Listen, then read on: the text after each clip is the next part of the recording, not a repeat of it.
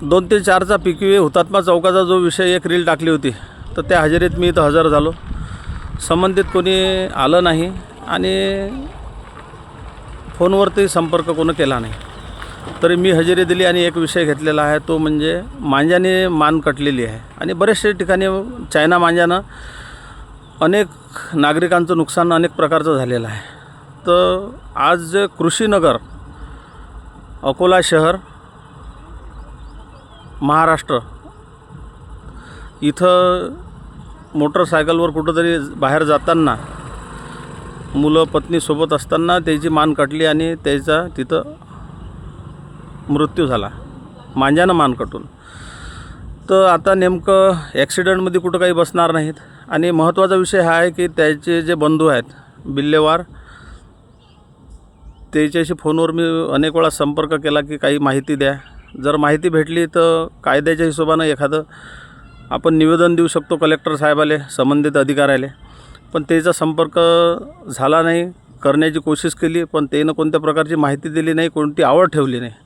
तरी एक जागृत नागरिक म्हणून मी जे बोलत आहे आज, तर जे मान कटली तर चायनातून मांजा शहरात आला, शहरातून दुकानात आला असेल, दुकानातून तो आपल्या मानीपर्यंत पोहोचला. अनेक प्रकारचे अनेक नागरिकांचे नुकसान झाले.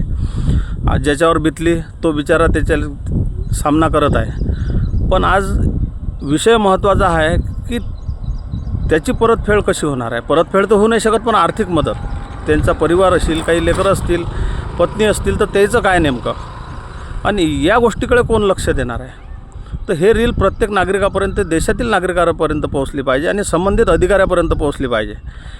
आणि महत्त्वाचं कर्तव्य तर हे होतं प्रतिष्ठित नागरिक प्रभागातले आणि जे प्रभागातले उमेदवार असतात, उमेदवार तर नाही म्हणता येत म्हणा, नगरसेवक, प्रतिष्ठित नागरिक म्हणा, नगरसेवक म्हणा, आमदार म्हणा, खासदार म्हणा, आज महाराष्ट्राचे मुख्यमंत्री म्हणा किंवा पंतप्रधान म्हणा, हेही विषय त्याच्यापर्यंत पोहोचणं महत्त्वाचं आहे.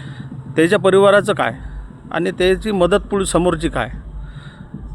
कारण की चायनातून इथं मांजा येईपर्यंत अधिकाऱ्यानं तर खुल्ला, मी अधिकाऱ्यावर तर खुल्ला आरोप करत असतो. जर इथं येईपर्यंत तो दिसला नाही तुम्हाला, म्हणजे त्याच्यातून तुमचा चुकीचा हेतू आहे, तुम्ही त्याच्यातून काहीतरी रक्कम प्राप्त केलेली आहे आणि आज हा बळी गेलेला आहे. तर याचं काय.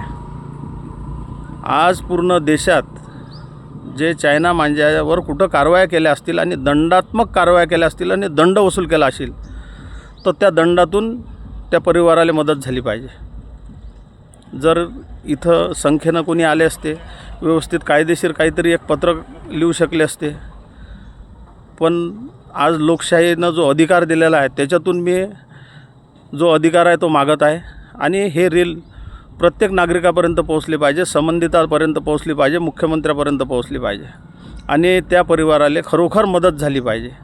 जेही दंडात्मक कारवाया झालेल्या असतील आणि जेवढे दंड तुम्ही वसूल केले असतील, तर पूर्ण देशातही कोणाचे जे अशा प्रकारचे नुकसानं झाले असतील तर त्याला त्यातून आर्थिक मदत देणं गरजेचं आहे.